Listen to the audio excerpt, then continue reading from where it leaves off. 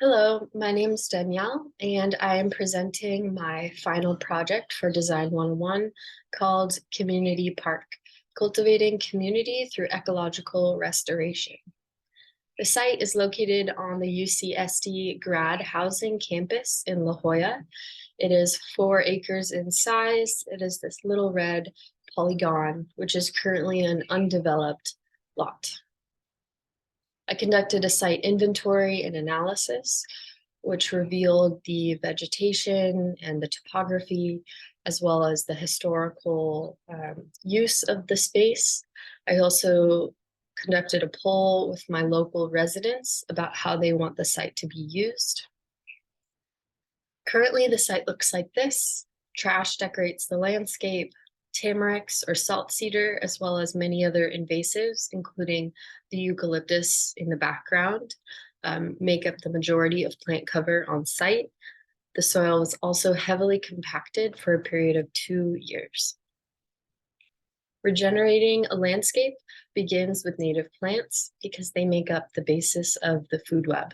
So this is where I started, but it's also important to understand why eucalyptus and tamarix negatively impact the opportunity for native plants to become more dominant again. Both tamarix and eucalyptus have allelopathic chemicals, which means when they shed their leaves each year, they go into the soil and they alter the soil chemistry. And this gradually over time forces native plants to not be able to survive. Both plants are also highly flammable and pose a serious wildfire risk.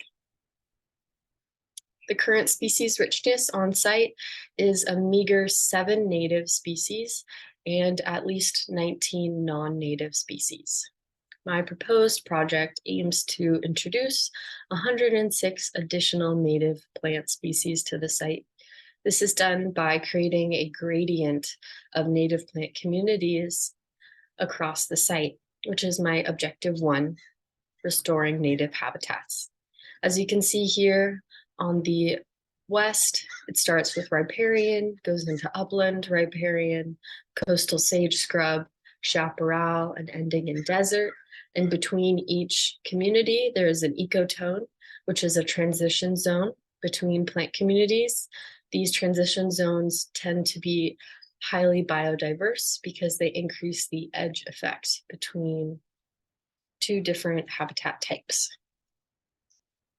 There's an existing water retention basin, so I utilize the existing infrastructure, which is currently without plants, except non-native plants, and I created a planting plan to increase the use of that site and hopefully bring up the water that is available by the plants holding the water in their roots. I took a permaculture design course and we were taught to transform problems into solutions. So I targeted tamarix as one of the main problems, which turns the soil salty over time. So I will be planting salt-tolerant native plants to increase the success of the outplanting.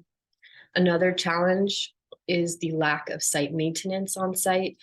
So I'm bringing in the community, inviting them in to participate in long-term management of the site through volunteer restoration days.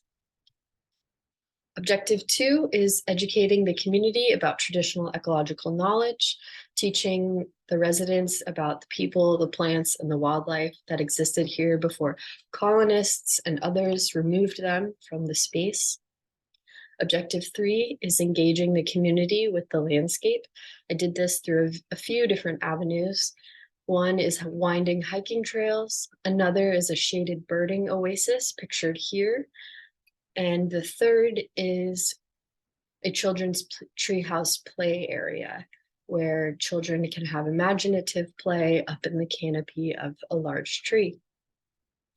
Lastly, I created 5, 10, and 20-year restoration goals, which will bring back wildlife that used to live here, such as the sphinx moth, a Ceanothus silk moth, and even the endangered coastal California gnatcatcher or the Kino checker spot butterfly.